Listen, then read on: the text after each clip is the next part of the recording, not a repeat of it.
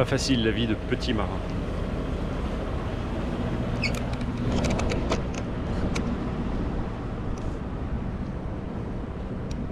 vois un truc devant moi, mais je ne sais pas ce que c'est.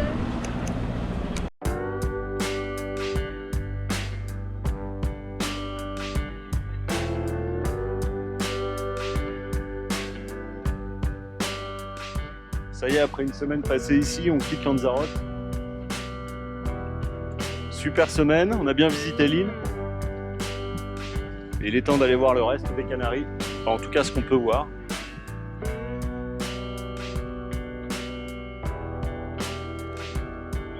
Adios! Adios, muchas gracias.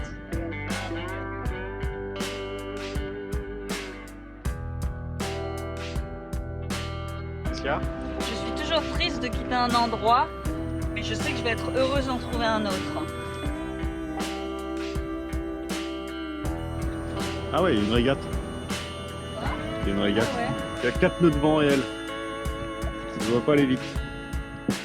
Bon, nous, on va pas trop s'embêter, on va aller là-bas. À la Isla de Lobos. À la Isla des Lobos, il y a des chances qu'on y aille au moteur, mais tant pis.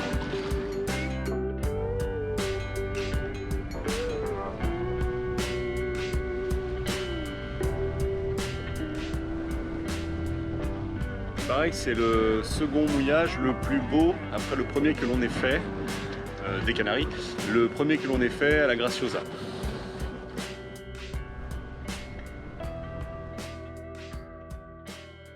On est arrivé au mouillage des îles de l'île Lobos. C'est pas mal, c'est vraiment pas mal.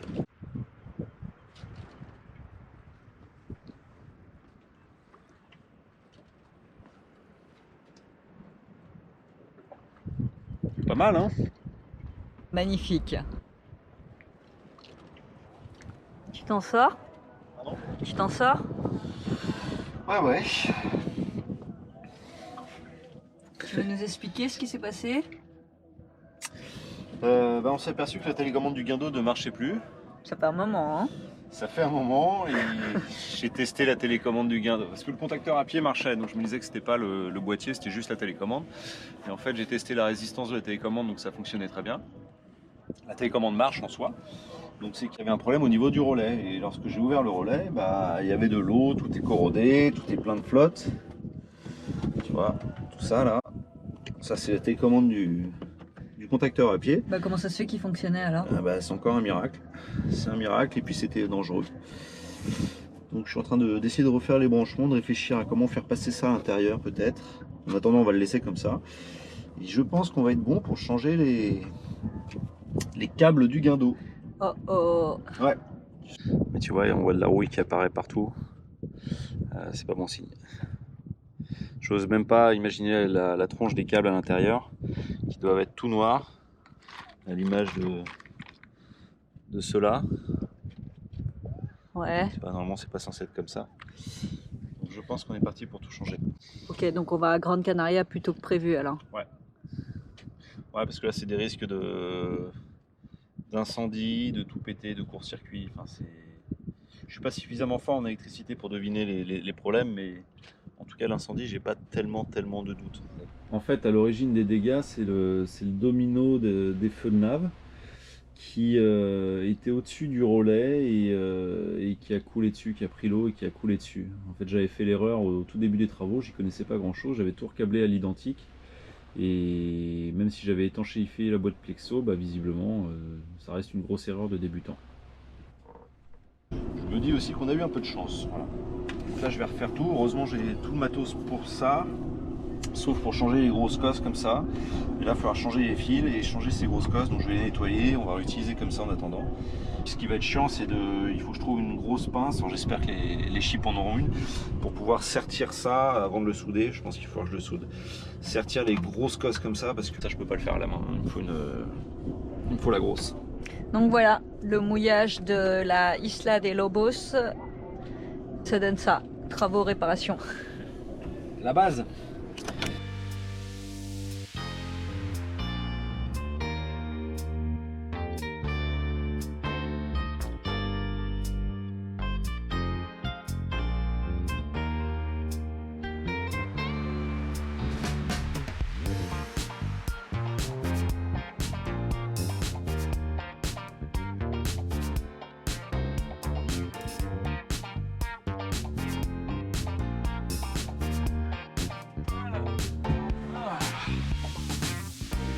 Voilà.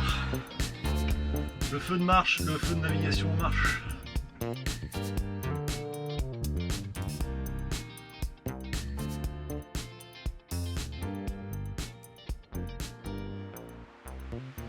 J'ai donc réalimenté le feu de navigation. Il faut que je teste. J'ai fait passer un fil électrique là-dedans, là, tout le long, qui ressort ici et qui va à l'intérieur. Et j'ai fait des raccords complètement à l'intérieur de la cabine, histoire qu'il n'y ait plus de problème d'étanchéité ou d'eau qui viennent se foutre près des fils électriques. Puis j'ai foutu de la graisse blanche afin de protéger sur les cosses, afin de protéger le bout des fils, parce que c'est soi-disant vendu comme un feu étanche, mais c'est pas très étanche. Enfin, c'est étanche, mais pas à 100%. Disons que ça résiste aux projections d'eau et à la pluie, c'est tout. Bon, aujourd'hui, nous sommes toujours à la Isla de Lobos et on se met en route pour le sud de Fuerteventura. On voudrait se rapprocher de Gran Canaria. On ira à Gran Canaria, on pense après-demain. Il y aura du vent. Ça fait quelques jours qu'on n'a pas de vent. Si tout va bien, jeudi, le vent arrive. Et ensuite, à partir de samedi, il y a un coup de vent. Bon bah là c'est l'instant de vérité. Savoir si au moins la télécommande du guindeau fonctionne. Et si au moins le contacteur à pied fonctionne toujours. Bien que j'ai connaissance que les fils soient corrodés, on va faire un petit test quand même. Test numéro 1.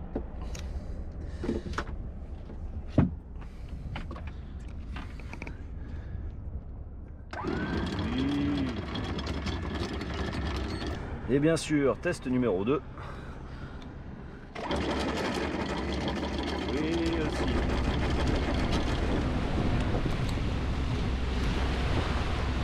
On approche du sud de l'île de Fuerteventura. Les paysages ont commencé à changer. C'est très montagneux, c'est beau. On est toujours au moteur depuis ce matin. C'est un peu pénible, on espérait avoir du vent, même s'il n'en prévoyait pas du tout. Mais on l'a quand même guetté en espérant que la météo se soit trompée. Or, nous ne sommes plus en Méditerranée.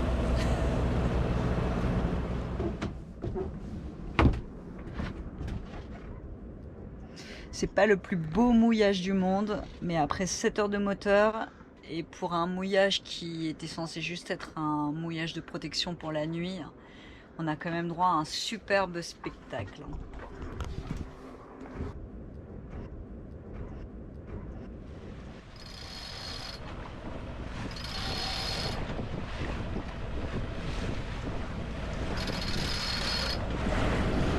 Ah bah d'accord.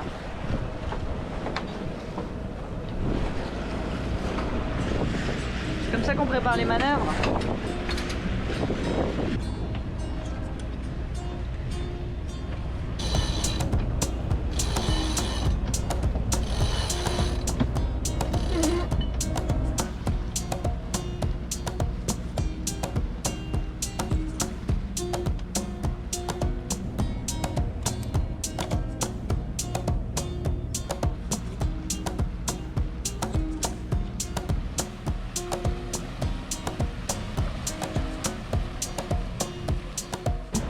C'est vrai qu'une navigation au moteur sans vent, même si on a sorti les voiles pour s'aider un peu, mais on ne gagne pas grand chose. C'est toujours un peu plus longuet. Mais heureusement, c'est super beau.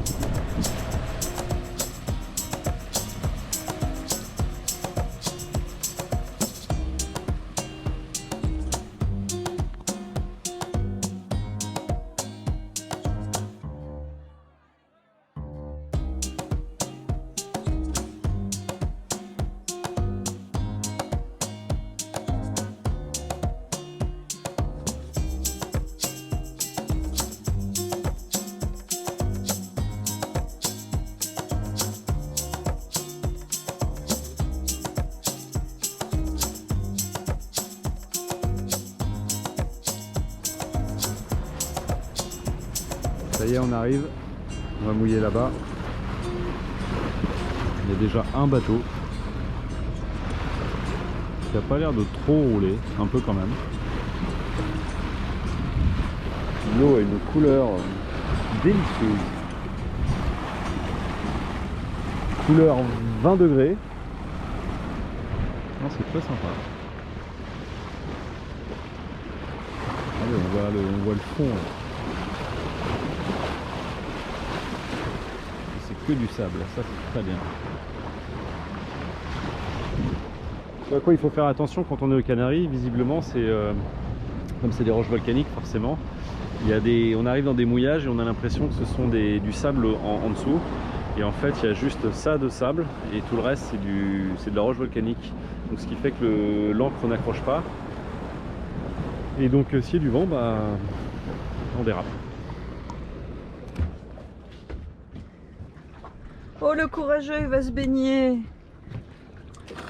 En même temps, il est équipé. Alors, tu sens Que c'est froid, ouais. même à travers les trucs? C'est léger, hein. Elle est froide alors? Alors, on va pas dire la température parce que sinon on va passer pour des mecs pas très courageux. Elle est à 22 degrés. Ouais, alors? J'ai dû mettre un pet avec l'encre. Il y a un trou comme ça là. Ah bon? Ouais. Sur les trappes du bateau? Ouais. Ouais, Et ensuite l'anémo, le speedo, ouais. il y a plein de, je sais plus comment ça s'appelle, les coquillages blancs là. Il y a plein de coquillages blancs? Ouais, quand on sera à Grande Canaria, on le sortira, on le nettoiera. Et c'est pour ça qu'on a pu les infos. Ah ouais. Là, ça sert à rien de le gratter un peu? Ouais, j'ai essayé, mais c'est un peu galère, j'ai froid. Ok.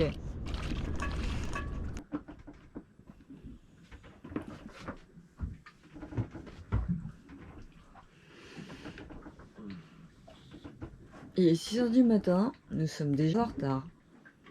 Mais t'arrêtes un peu. Il est 6 h du matin, nous sommes déjà en retard. Amaury a dormi ici, moi j'ai dormi ici. Le bateau faisait tellement des bonds et le vent s'est un peu levé qu'on avait peur de déraper, donc on s'est réveillé à tour de rôle pour surveiller. C'était tellement désagréable qu'on avait 2 bateaux au mouillage avec nous, et bien eux sont partis plus ou moins dès que ça avait commencé. On a hésité à partir et on ne se sentait pas prêt, donc on s'est dit tant pis, on s'en tient au plan, on va partir à 6 h du matin.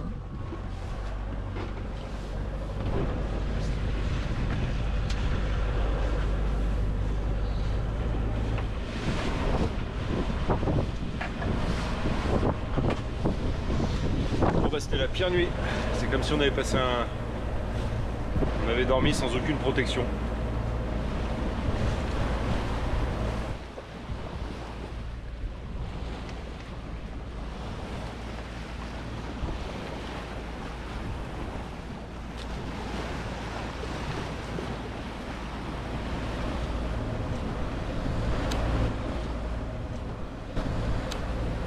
Bon, il nous reste 35 000 à parcourir. On est 3 bateaux et je crois qu'on se fait tous une course imaginaire pour le premier qui arrivera au port. On a tous fait nos essais de voile, voile d'avant, les deux, etc. Et en fait, avec la houle et le peu de vent qu'il y a, ça se déjante très facilement, donc ça claque partout. Voilà, comme on peut l'entendre. Donc là on est en appui moteur. J'ai juste sorti un bout de GV, pas trop parce que sinon elle se dévente assez facilement. C'est un peu dur quand c'est comme ça parce que la houle est de travers.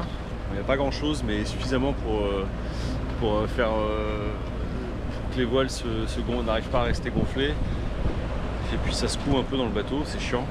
Corinne se sent pas très bien avec la nuit qu'on a passée là.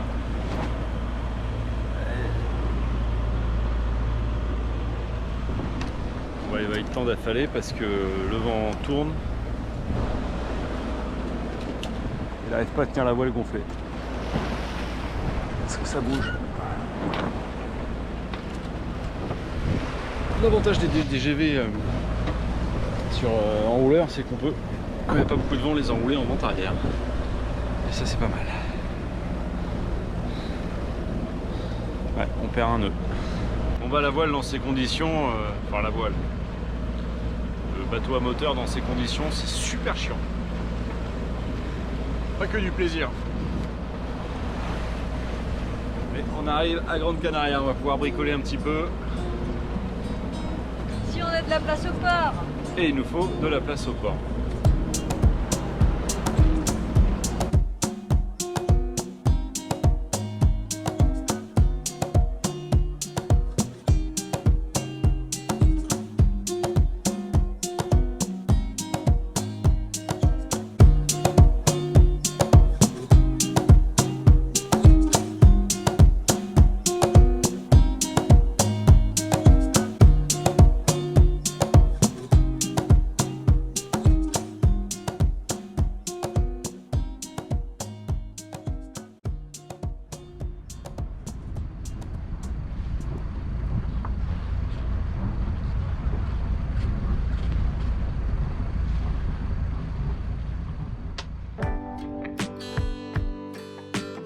Finalement, on n'aura pas eu de place de port. On vous racontera ça la prochaine fois. En attendant, merci à tous d'avoir pris le temps de regarder cet épisode. À bientôt!